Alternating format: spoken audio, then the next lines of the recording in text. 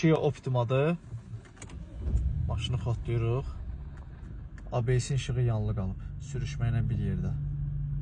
İndi diaqnostika edib problemin səbəbini tapacağıq. Bütün proseslərdə sizlə paylaşacağım, diqqətlə baxın. Bir də onu qeyd edeyim, ABS-in işığı ilə ESP işarəsinin nakladkaya aidiyyəti yoxdur. Başqa bir ustanın yanına gedib qabaq nakladkalarda problem olduğu deyilib.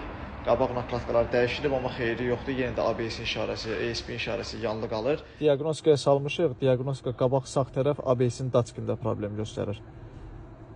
İndi baxacağıq görək orada nə problem var.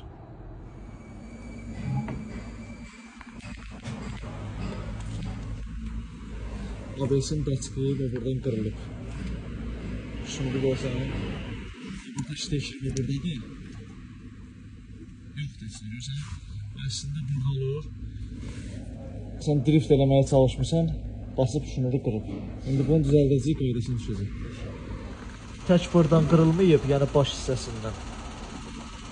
Dartılı olduğuna görə bu buradan da qırılıb. İndi bunun payka ilə şununla yığacağıq, əlavə təzə daçk almağa ehtiyac yoxdur. Bunun özünü düzəldəcəyik ki, görülən işlərdən sonra fikir verirsiniz, yəni history yazılıb. Yəni problem aradan qalxıb. Sadəcə sistemdə xəta göstərir. O xətanı silirik. Heç bir problem yoxdur hal-hazırda. İşıqlar söndü. Maşını xatlayırıq. Nə ABS, nə ESP işarəsi, heç biri yoxdur. Hər bir şey normal vəziyyətdə.